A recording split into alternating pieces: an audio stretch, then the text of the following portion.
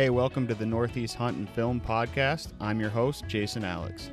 Here you'll find hunting stories and strategies based mainly out of the Northeast, but will also include hunts from all around the country. If you can hunt it and you can film it, chances are we're going to talk about it on here. Enjoy.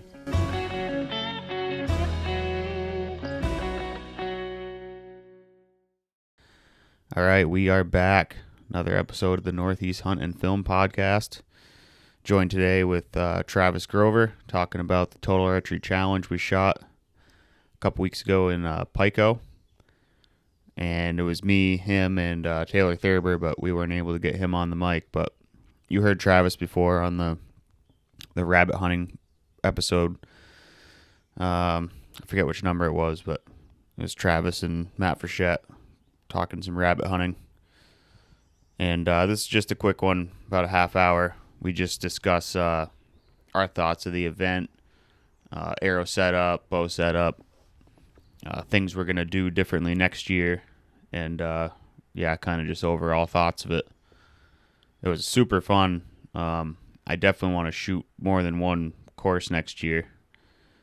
We shot the prime course, which was long. It took like 4 or 5 hours. We got held up by some groups of people looking for arrows and stuff, but it was a total of 25 targets from the summit of Pico to the base, so it was a long course, and it was a good time. If you want to check out I did a video of it. It's over on the YouTube page. That's just at Northeast Hunt and Film. And while you're over there, if you want to hit the subscribe button and turn on the bell notifications so you get notified of videos dropping this summer. I'm actually going today to film a overview of the Cruiser XC saddle, which I used last year pretty extensively. I think I hunted out of a tree stand. I never used my climber. I hunted out of a hang-on, I think, once. All my other hunts were either on the ground or in the saddle. I love that Cruiser. The only other comparison I have is I bought the tethered Mantis, and I just couldn't get comfortable in that thing. From what I understand, the Phantom is a lot better. Yeah, I sold the Mantis and I got the Cruiser, and I don't see any reason to get any other saddle. I like that thing, and I have it now, so why spend more money? Yeah, there's going to be a lot of summer scouting related content coming. I went and pulled a camera, or a few cameras over the weekend. I had one on a community scrape that was really active last year, and it's remained active. It kind of died off through February and March, but the bucks are back in it, and there's quite a few different bucks and does in there, and I got a pretty funny video of one. He came running into it. It was set on 10-second clips. He came running into it, and he kind of smelled it, and then he smelled the ground, and he just hopped up in the air, did like a 180, and he was just excited about something. I got that on my Instagram page, Northeast Hunt and Film. Check that out. It's pretty comical. I was cracking up over it. But yeah, it's I don't think technically we're quite into summer yet. It's June 21st or something, or 26th, but it might as well be summer. You go out in the woods and the bugs want to carry you away. So yeah, got a bunch of cameras I'm going to put out in one area, a bunch more I'm going to buy. I figure I need about 10 more to complete my a lot of places I found last year that I think will be good, but I'm just gonna run cameras on them this year and let them soak and see what happens, and use my previous year's camera intel to make decisions on where I hunt this year. Gonna try to get Amy a buck. I think I got a good spot for it if we can both be. I say we, it's really me. If I can be patient enough, I think she can sit there, but as long as she's warm.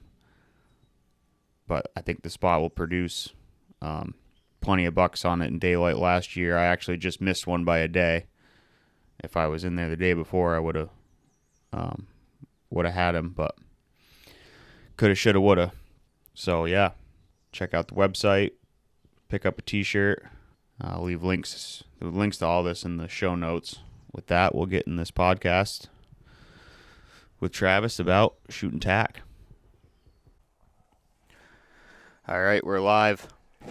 Just wrapped up Total Archery Challenge a couple days ago, and I'm ready to go back. That was a lot of fun. It was a lot of fun. I'd do that every day if I could. Yeah, I don't know if I could. My knees would be not in good shape. My legs were smoked for a good day after. It was steep up near the top. It was. But real steep. The views and the shots made it all worth it. Yeah. We thought it was going to be, for some reason, I thought it was going to be shoot up and then take the chair down. That's what I was expecting as well, and I'm glad it wasn't. Just from looking at the map, since it was base to summit, but you had to take the chair up and then walk. The guy said it was like 1,000 yards to the chair to the summit. To the chair to the summit. Shoot down. I managed to miss the first target. Missed the 40s, hit the 80s. Yeah. 11 ring or 10 ring or whatever on that bedded buck that was like 60 something yards, but as soon as I drew, I never shot with that backpack on. As soon as I drew back, I was like, oh no. And I just naturally like pulled me back. That's my excuse. That's how I am with my binoculars on my chest. I don't practice with them there enough. Mm-hmm. I should more often, but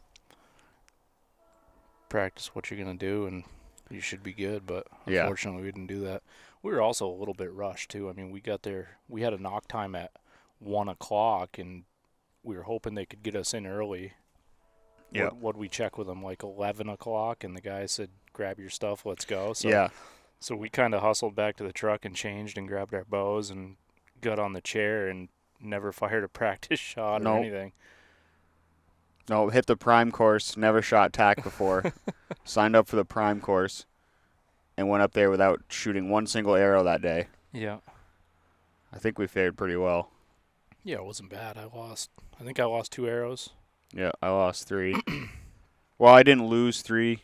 I found one, the one with the gophers where I smoked the rock. Yeah. I found that one, but it was broken in 2. I found both the ones that I ruined, but they were junk.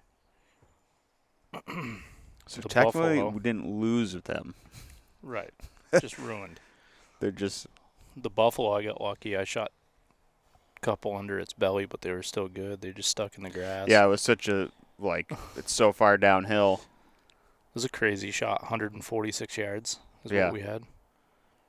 I mean, that's insane. Like, that's far. You know. I don't know anybody that has a setup that'll, you just hold on at 146. Like Cam Haynes or something that, shoots at 180, hits targets. Daily. But that's he's on flat ground. That was, I don't know, how many vertical feet, 50?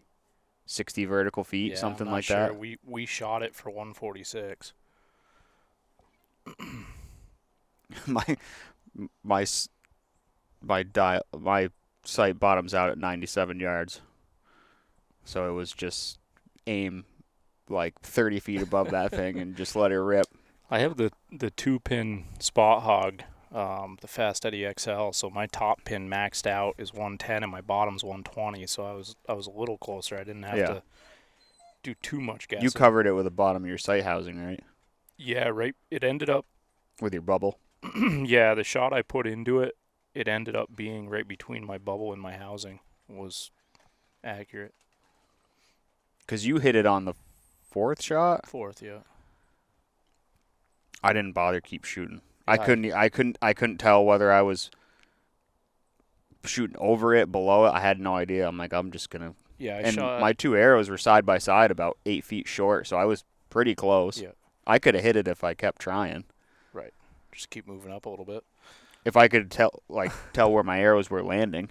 I shot 3 and they were all side by side or underneath its belly, and then I adjusted on the 4th one and put it in it. But it's hard to tell because, you can't even see where your arrows are hitting. Yeah. Jeremy told me we saw him down in Vendor Row. He's like, yeah, there's 2 spruce branches, And he's like, aim at that second one. And I'm thinking, well, he's shooting a faster setup than me, longer draw length. So if he's aiming at the second one, I'll just aim over that one.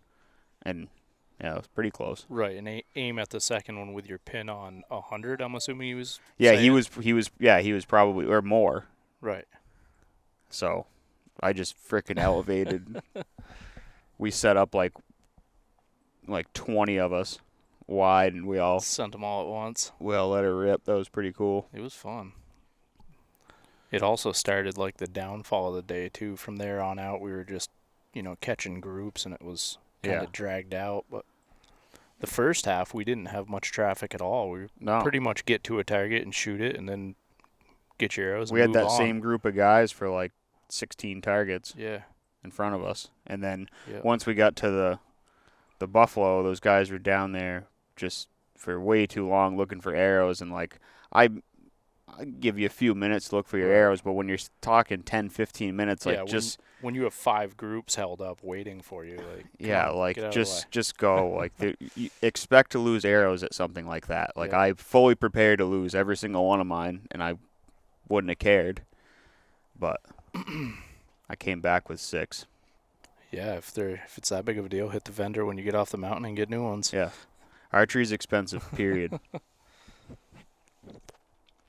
So what did you end up with? What was your final arrow setup, as far as weight and fletching configuration? The total weight I want to say was 430, something like that. Easton axis 340, cut at 27.5 inches long. I cut them a little short just to stiffen the 340 up a little bit and take a little more weight off it. I did a 4 fletch with a hybrid 23s, so a small little hybrid vane. Yeah, and they fly good. I had some with 4 fletch with Pro Maxes, the little Pro Max. So those give me a little more clearance on my sight housing. They fly good in the wind. I was happy with them. Yeah, those were flying good. I just had the old 400 spine. I guess standard diameter, that's called. Yeah, probably like a 6 millimeter. Yeah. Something like that. The old Beeman ICS Hunters / Easton when they bought Beeman, whatever the equivalent to that arrow is. It was the arrows I shot before I went to heavy hunting arrows a few years back, and I had a dozen of them just sitting around, and I'm like, well, rather than buy arrows, I want a fast arrow anyway, I'm just going to toy with these, and got that HHA sight off Neil, which with my short axle and short draw, low poundage wasn't ideal because we couldn't have the sight all the way out. We had to bring it all the way in because I was hitting the housing at 80 yards.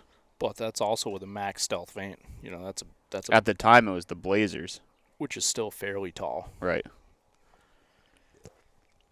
If I had those hybrids like I just ordered, like you had, I think that would have been more ideal. Yeah, I don't think those hybrids would work out very good on a hunting arrow, but if you're looking for flat and light and in long range, target shooting, very little resistance, I think they're a pretty good vane. From what I've seen, I like them. Yeah. I shoot here at the house. I mean, I shoot 110 quite a bit, which would be my top pin maxed out, and they seem to do pretty good. Yeah. Yeah, after hunting's over, I'll probably, after this severity of winter's over, I'm going to toy with those. I don't know what I'll do for arrows. I mean, it's evident that I got to go with something real light. Unless I want to get, I still have that Bear Legion. I'm wondering if I should use that for a tack bow. I think that's a 31 axle. It might be a little bit better. Yeah, I'd have to buy another single pin sight and shit. I'm not sure if you'll like switching back and forth from bow to bow when they're completely different, Right. I mean, shoot what you're comfortable with. I mean, my philosophy on it is build an arrow that works for it, and you can either go through the hassle of changing your sight tapes back and forth from a hunting setup to a to a target setup, a long range target setup for the summer, or get 2 sights. If you have a dovetail mount for your sight, I mean, you can just mark the spot and pull your sight off and put the other sight right on it and stay sighted in. Yeah. That's kind of what I'm toying with right now. It's like I can try to run 2 sight tapes on my bow for my hunting arrows and my target arrows, or get 2 sights or something like that. I'm trying to figure out what route I want to go. Obviously, just changing sight tapes is the cheaper route, but also a lot more inconvenient. Yeah, a lot more work. I mean, if you and you got to order a whole pack of those things. Right, and if you just decide to go to a shooter, you want to go shoot some long range stuff with some buddies, and you got the wrong sight tape on, you're not just gonna slap another sight tape on, like.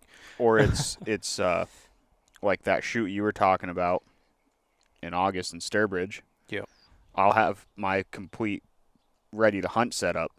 That one, I was told about that shoot. I don't really know the specifics of it yet, but I don't think it's anything crazy distances. Like, you could run your hunting setup on that, right, and probably be perfectly fine. But you risk losing expensive arrows. That's what I'm saying. Right. Like, having 2 sights, like, if you want to go shoot 3D like 2 weeks before season, throw on the other sight, grab your light arrows, and go. Yeah. In a perfect world, you got 2 bows that are, basically the same setup, just set up different. Yeah. Yeah, I mean, it was a learning experience going to TAC. I mean, you don't, we've never done anything like that before. That's my first 3D shoot. I've shot 3D. It's been a lot of years, but I've shot quite a bit of 3D, but I mean, that was like it's nothing like that. It's nothing like TAC, Yeah. Like the first time I got on a plane, I went to Switzerland. Never been on a plane. It's like go big or go home. A little extreme. But yeah, it was definitely learn. I think going about it like we did was probably the best move. Yeah. Like, let's just go the freaking hardest course. I don't know if it's the hardest, but they said the prime was either the longest or most targets. I think it was the longest shots. I'm not sure if that counts difficulty-wise. I mean, you could probably have a shorter shot that's technically harder, but some of those were weaving. Yeah. I mean, they were tight. There was some brush on some of them. There was some trees. Sadistic setups, like branches covering the 10 rings or whatever. Yeah. Shooting over rolling hills at a target you can't see. Yeah, you got to skim the dirt. You can just see the antlers on a bedded buck. There's a couple of them, but you'd go, third would go. I'm like, I still haven't seen the target. So I walk up there.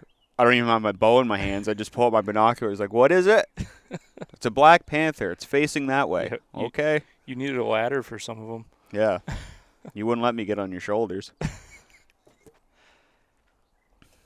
But, I mean, the way we did it was cool. We learned a lot for next year. And, a lot of it's your gear. Like, what to bring, what not to bring. You don't want to bring too much crap up there because you get such a hike out. But the Camelback was a solid idea.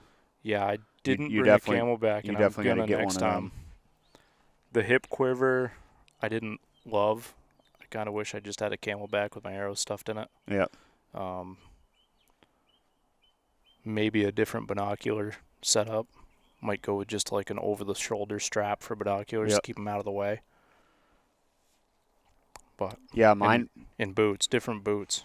Good boots is key up there. I mean, there was a lot of people wearing sneakers. I'm not really sure how. Yeah. I just wore my work ones. They're over the ankle. They're good. They got good support. They work fine. Steel toe just in case. Got dangerous out there. Where was someone posted on Facebook that one course had a big, like, 10-foot tall Sasquatch. I think it was maybe the Sitka course, maybe. I didn't see that. Yeah, I kind of wish we had time to shoot other courses. That's why I want to do 2 days next year. Even if you go to knock time like 8 a.m., shoot that course and then go shoot a different one in the afternoon or something. Or if I have a booth next year, which I probably will, shoot Friday and Sunday, and then when everybody's there, Saturday be man in the booth. Right. And then I think there was a plan this year, but it didn't work out. But they were telling me that I get like two free passes. Oh, no kidding. So just yeah, that'd be cool. you guys could buy, if you wanted to do 2 days, Right, shoot one and then buy one and I'll give you a pass for the other one yeah, it'd be cool. for the right price. Chair beers. Mm-hmm. Don't be a rookie and Leave your chair beers in the car. I didn't even think about it.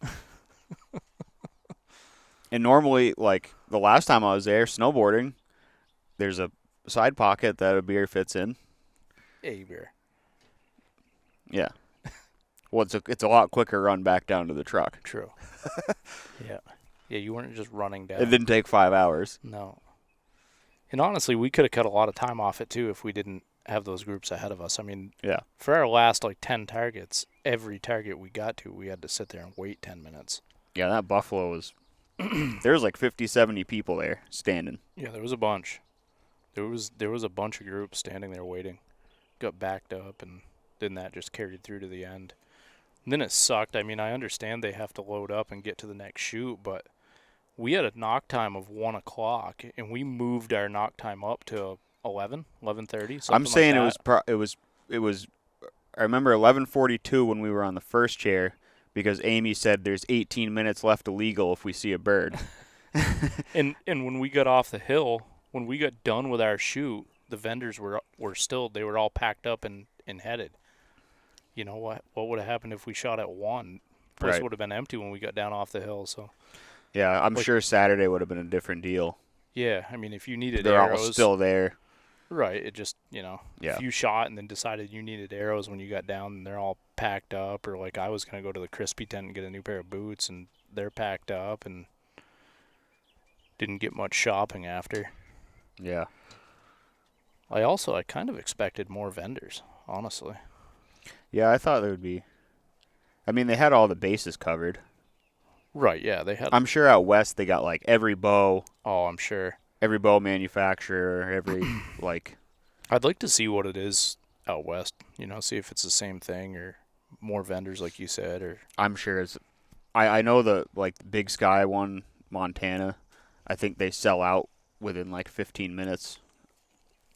yeah, I saw one of them did this year. I don't remember what one it was, but sold out quick. And that's their that's their crowd out there. Right. Western elk hunters where you're taking 80-yard shots with your hunting setup on elk. I mean, 80 Right. yards is close. Yeah, when you're On talking an- out on- there in a wide open area, it Yeah. is.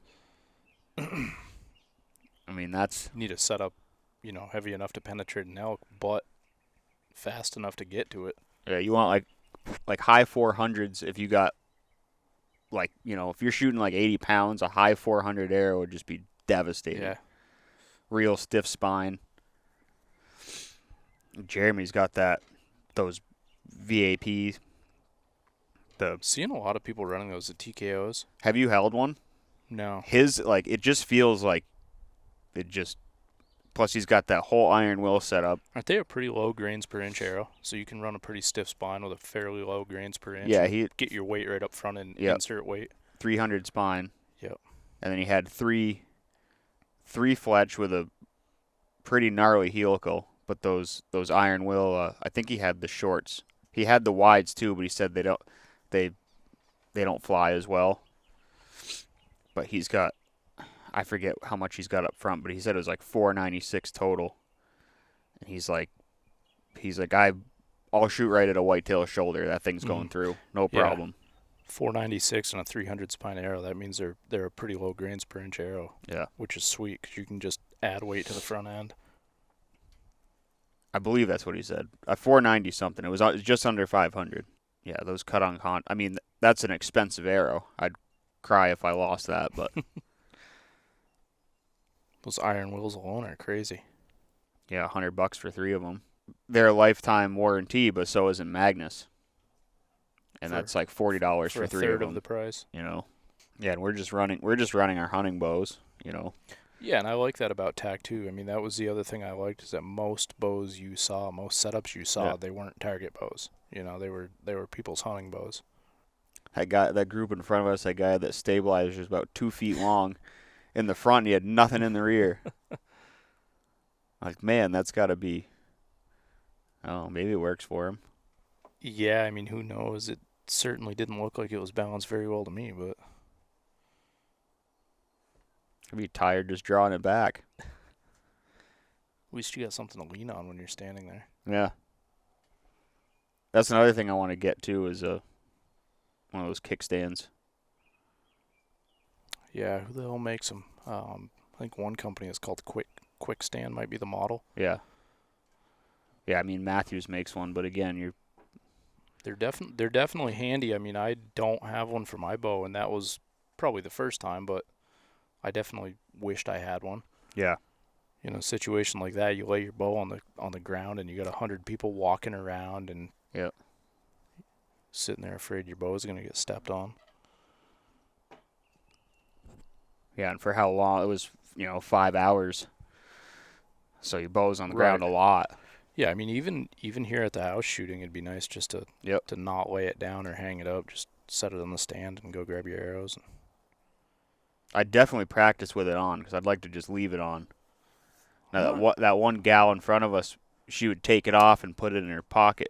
She had a little pouch thing hanging off her quiver. I think I would. And then she'd put it back on when she was done shooting. So it was like I just want it to stay on there. I'd try both. I feel like it would affect your limbs when you're shooting. I mean, you're adding weight to one limb. Yeah. I don't know. I guess you'd have to try it and see. Yeah, I don't know what it affixes to. It must be the limbs. It just snaps around the limbs. Hey, maybe you can't shoot with it on. I know a lot of people do. Matthews will sell you all the accessories you want for your Matthews bow, but they're very expensive. Like $160 for a stabilizer. Which is weird that Matthews accessories are that much more than a lot of other brands. I think their accessories are even quite a bit more than Hoyt's accessories. Yeah. Which is crazy because Hoyt's overpriced on everything. Yeah. I mean, I love them, but they're overpriced on everything.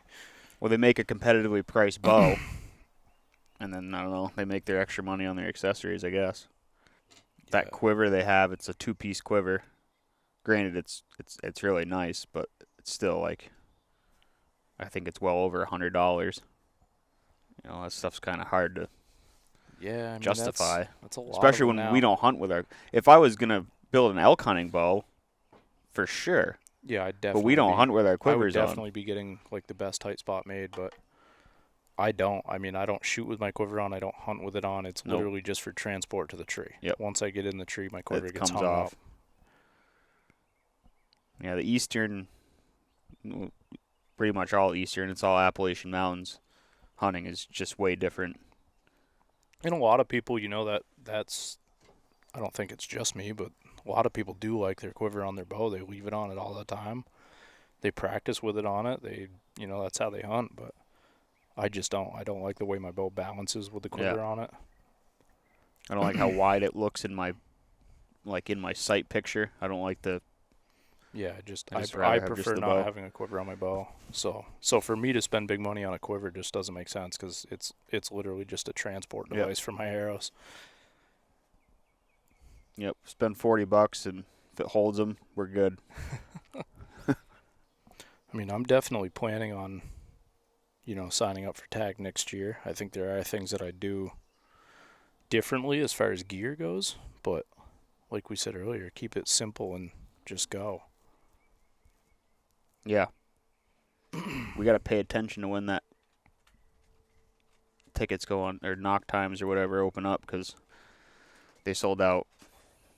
They sold out fairly a few quick days. this year, right? I think it was a few days.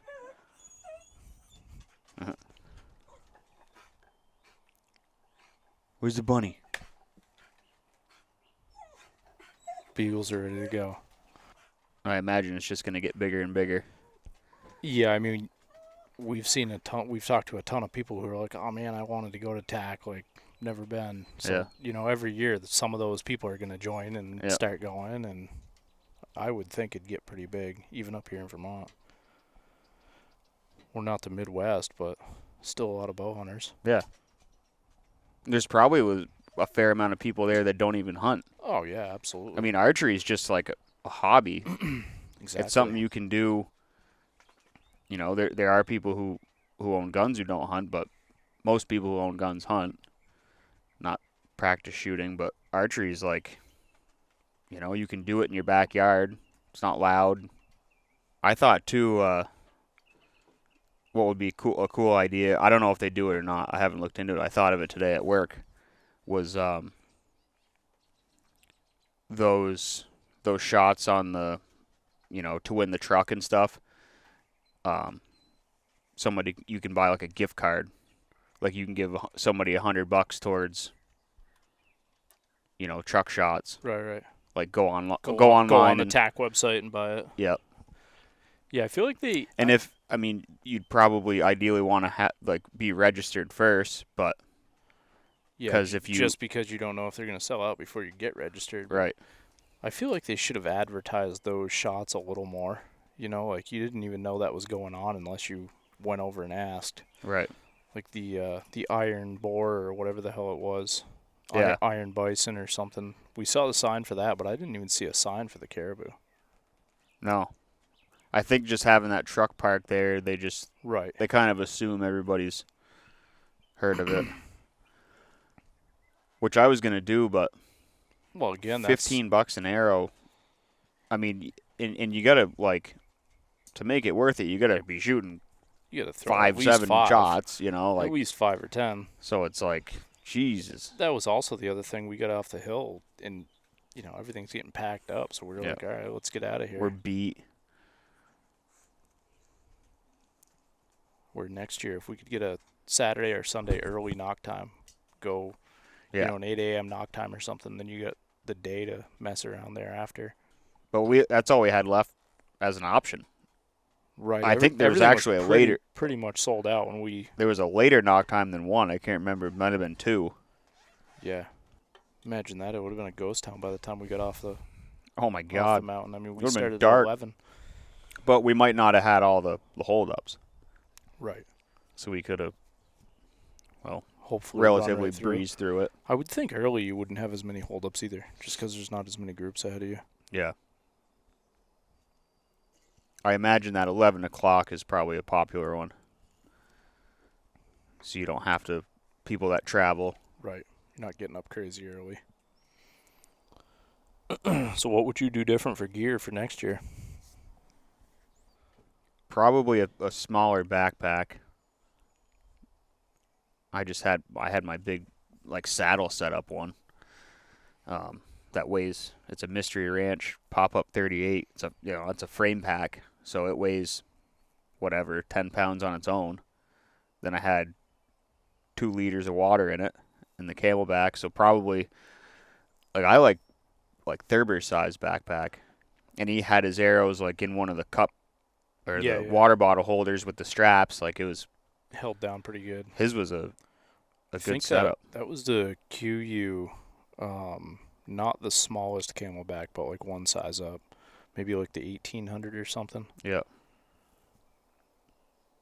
Even that one, one size down, that's the one I'm thinking I'm gonna get. But I mean, I bought that over-the-shoulder quiver that, Amy wore, just because I your walking quiver. Yeah, my mobile quiver with a blown-out knee. But there was no way that I would have been able to wear that and my backpack set up. Right.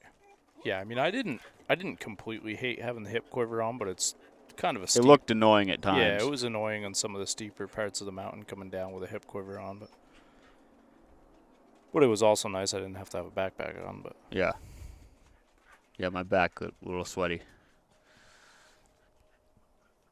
But my water stayed cold all day. I filled it half with ice cubes and half with water. Half and half. And that pack's insulated. Did the beer stay cold?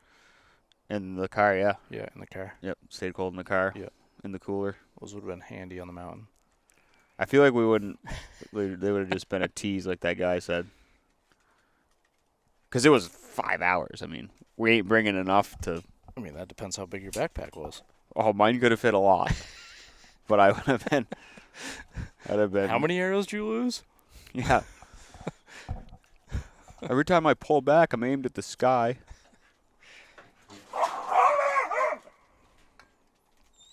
Jesus.